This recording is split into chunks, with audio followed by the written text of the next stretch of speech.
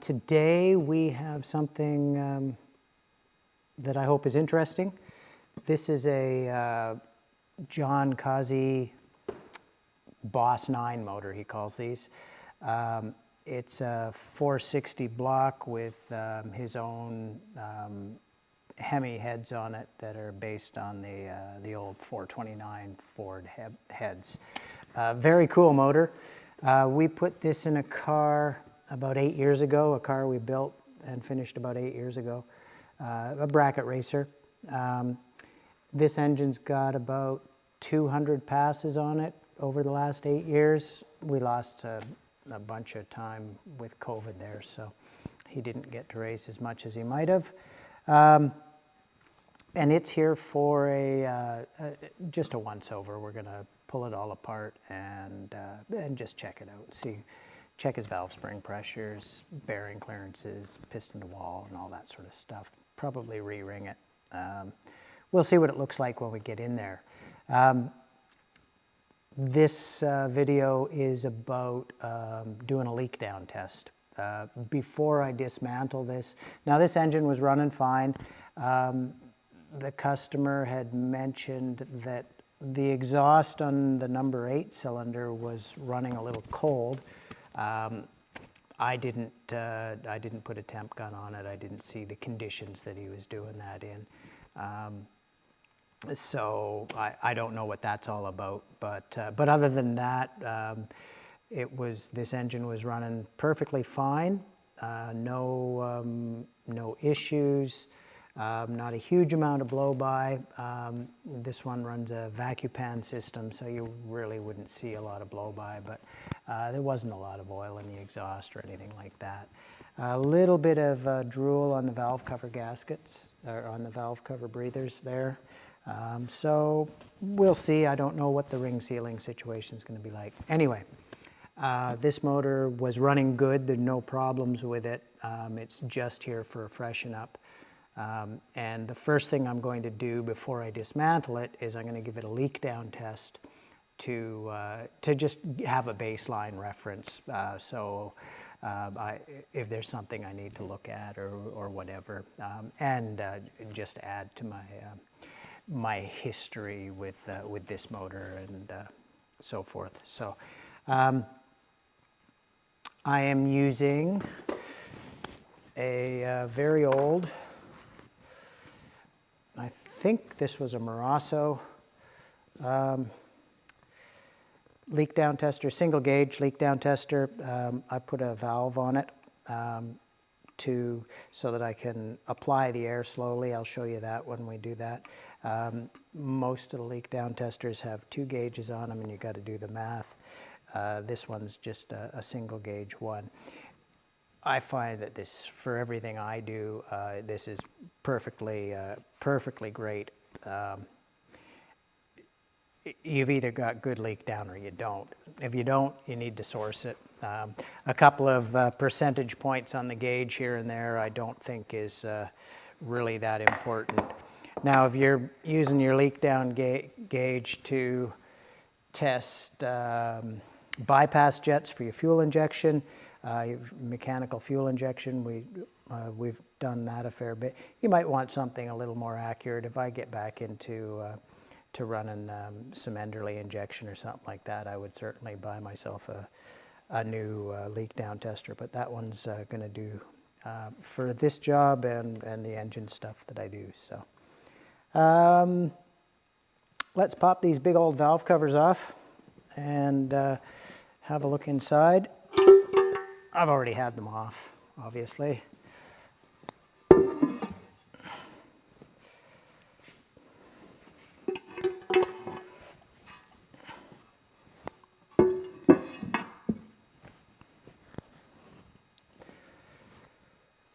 So with a leak down test, what we're testing is the seal in the combustion chamber. We're testing the ring seal in the bore, and we're also testing the valve seals on the seats. So if you've got a bad exhaust valve, it'll leak out the exhaust port. If you've got a bad intake valve, it'll leak into the intake. We'll take that rag out of there so that I can hear anything if we get to that. And if you've got weak rings, you'll hear the air passing in your valley, in the oil pan or so forth. So now the interesting thing about a leak down test is it only tests the seal at top dead center. If you don't have your engine at top dead center when you're doing your leak down test, the pressure that you put into the cylinder is just going to push the crankshaft around. I've toyed with making a clamp to clamp the flywheel on the ring gear to check it, say at half travel or whatever. But at that point, I'm pulling the heads off anyway. And top dead center is where we get the most ring wear, most wear in the bore, sorry. As the piston comes up, the rings are pulled down a little bit, and then as the piston starts to come down, they change direction. So you get this little rock at top dead center on your rings, and that causes a lot more wear right at the very top of your cylinders. So overall, it's perfectly fine. If you're getting good seal at the top, you're going to get good seal the rest of the way down, unless your bores are out of round. But top dead center is where we do a leak down test. So I use I'm going to write down the leak downs on this. This is just one of our work orders, and I just work through the cylinders. I number them as they are on the motor. Number 1 is here on a Ford, so that's why it's backwards. If you're curious, if you're a Chevy guy, you'll wonder about that. So I number them like that, and I'll just write down the leak downs as we go, and I just work through one side at a time. So let's get started. Okay, so this is cylinder number 1. Intake rocker, exhaust rocker, and our balancer on the front. The leak down tester has an adapter that we screw into the spark plug hole. It's pretty basic. All we're doing is pressurizing the cylinder. So we screw that in. You want to have a pretty decent seal there. Now, we need to bring this up onto top dead center. To do that, we just put a ratchet on the front of the motor. And that has to be top dead center on the compression stroke, not overlap. So I just put my thumb over the end of this, and I'll feel it come up on compression. I've got all the spark plugs out, so.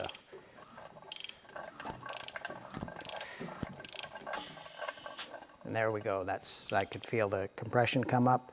And now I'm looking down here. Let me just grab the camera and zoom in a bit.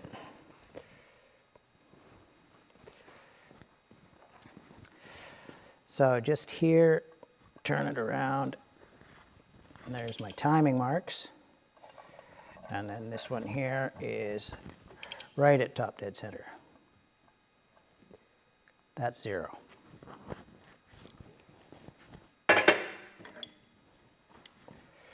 I use a breaker bar to put on there so that I can hold the crankshaft from turning. If I'm slightly over top dead center one way or the other, it may turn a little bit, so I put a breaker bar on there and hold it by hand.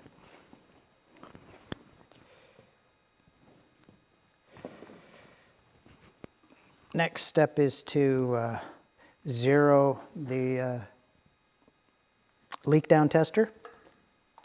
Just put that there. let's put it up there for now.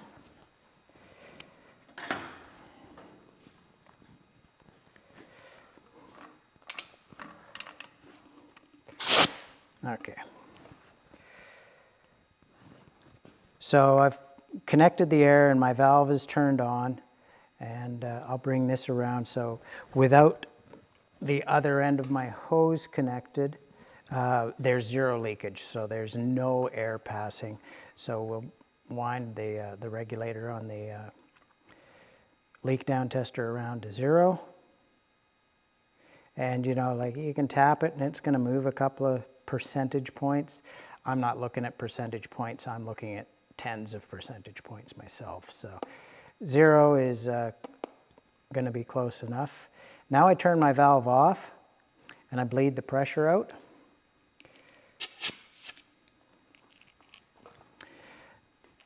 And then I connect this up. So now I'm connected to the cylinder. I'm going to, you can see the breaker bar there. I'm a little crowded with the camera here, but I'm trying to keep it all there. So I'm holding my breaker bar and I'm slowly going to apply the pressure. I do it slowly so that if the crankshaft starts to turn, I can grab it whichever way it may want to turn. So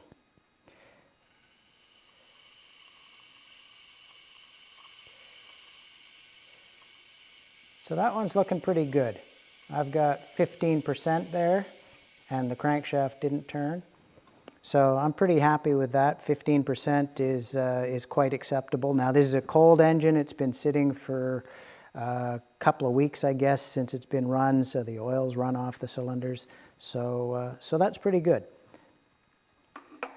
And now we simply go to the next cylinder along, which is number 2 in this case. I'm going to move the camera back just a little bit so you can get a wider view there.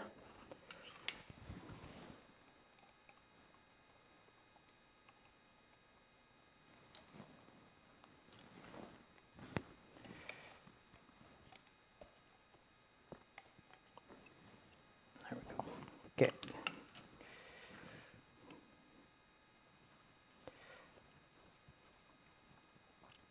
So that's in number 2. Grab my ratchet.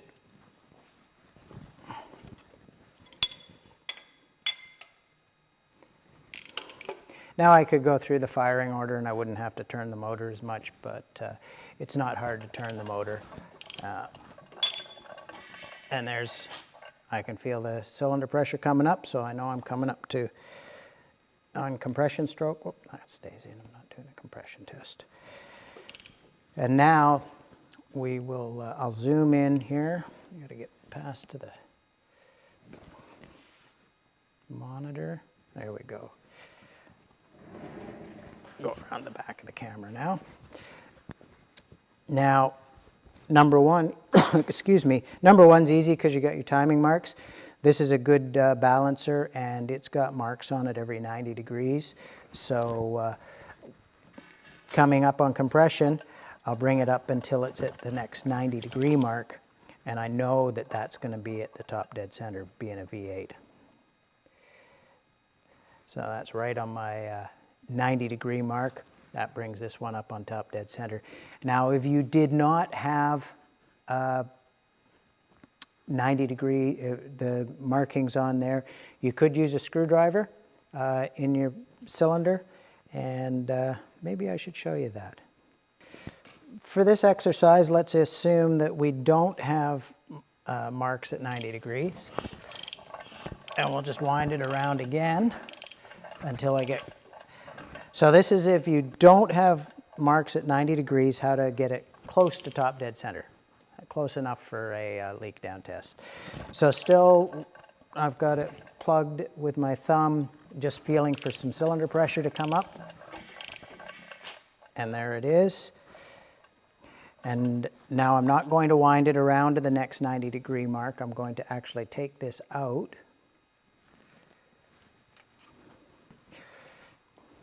So this is cylinder number 2, and I've got my screwdriver just touching the top of the piston there.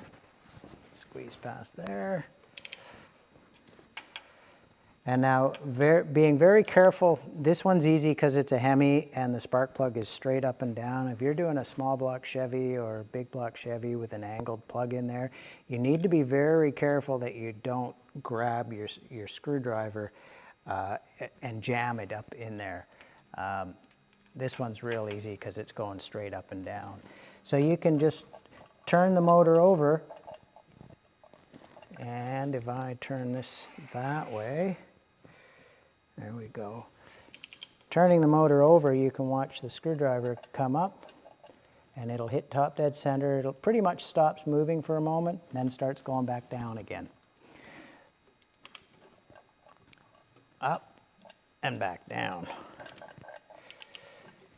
So you want to just sort of work it back and forth a little bit until you find that top mark.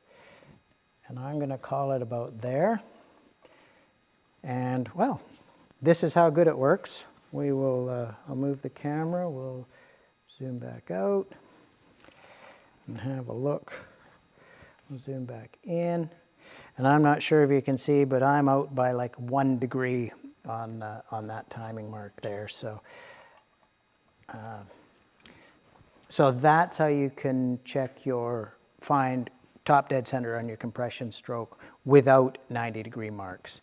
If you're a couple of degrees either side of top dead center when you're doing a leak down test, it may push the crankshaft around, and that's why I use the breaker bar on the front, not the ratchet. So we'll pull this back, and we'll do a leak down on number 2 there.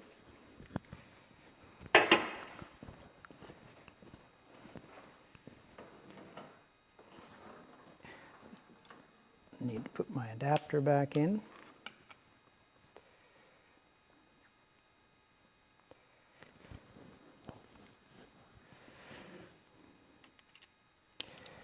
Now I've still got my gauge is still set up. I had zeroed it before. My valve is off, so we'll connect this one up. Let's do it underneath so that I'm not all tangled up.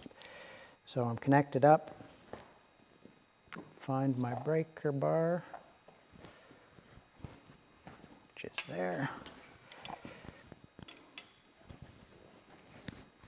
So I got the breaker bar on the front of the motor there, just to hold the crankshaft. So I just grab hold of it with my hand, and that just stops the crankshaft turning. And then there's my leak down, and I'm just going to turn the valve on very slowly to let it pressurize. You can see the gauge coming up a little bit as we put cylinder pressure in there. This one's a little bit worse. I call that 18 to 20%.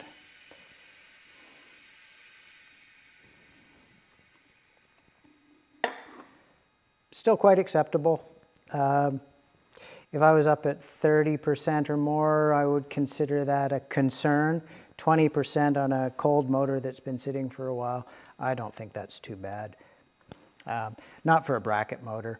If we were in a modified production motor or a class motor for drag racing, we'd want way better than that. But this is a 200 pass bracket motor, so I'm pretty happy with those numbers so far. So I'm going to run through. You don't need to watch me do all of them.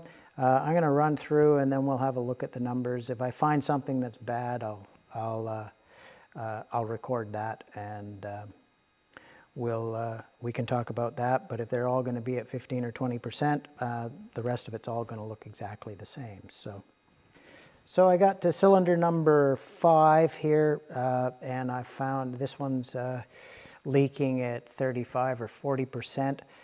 So I thought I'd just show you what we do there. So top dead center, number 5, everything's hooked up.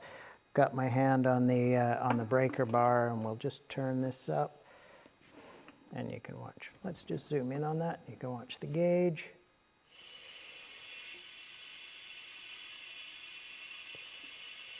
So what are we reading there? 39, 40%. So while it's leaking, I listen to the intake port. I'll zoom out there. I listen in the intake port. I can hear the air leaking in the distributor hole here, and you'd probably hear it, yeah, down through the push rod tubes there. So we've got bad rings on cylinder number 5, or a bad ring seal on cylinder number 5. It's really obvious here that the sound is coming out of the distributor hole. So that means that the air is leaking past the rings and into the oil pan on number 5. So 40%, that's pretty bad. I'm not sure what we're going to find in there, but when we pull the motor apart, we'll see. Could be maybe a broken ring, maybe a bad end gap, maybe worn cylinders. We'll see. So thought I'd show you that. There's one that's at 40%, not good. So here's our numbers. I'll zoom in a little bit more. There we go. So we had 2 cylinders that were bad. Number 5 at 40%, which I just showed you on the video.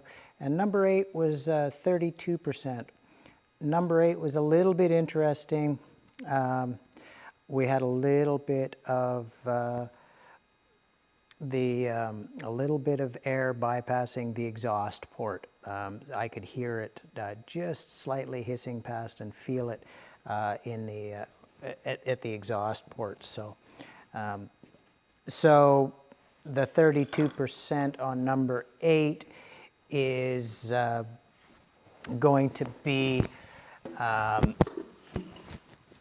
little bit of exhaust valve seal and a little bit of ring seal. So we'll, which is fine because we're going to be freshening up the heads anyways. So it could be just a bit of carbon on the seat, or it could be something else. So we'll check that out. So there you go. That's how we do a leak down test. One thing I wanted to mention, and should have earlier, but I forgot about it because we run a pretty big compressor. If you're running a small compressor, a little portable air compressor sort of thing that cycles a lot with a small tank, your pressure is going to vary a little bit as you're doing your leak down test from cylinder to cylinder. So you'll want to adjust your 0 point every cylinder. We've got big tanks here and lots of air capacity, so our pressure doesn't change very much from cylinder to cylinder as I'm doing the test. So there's no need for me to reset it every time. But if you're running a small tank, small compressor, you want to reset your 0 setting every time. So there we go. That's a leak down test. Looking forward to seeing what I find on cylinder number 5, because that was pretty bad. We've got some pretty decent leak down number on that, so I'll be curious to see what I see in there that's causing that. I'll be recording all of that. I'll record it while we're taking this apart and having a look at it. So I'll do a video about what the insides of this thing looks like. So there's your leak down test. Thank you very much for joining me. Thanks for watching, and I'll see you next week. We'll start pulling this motor apart.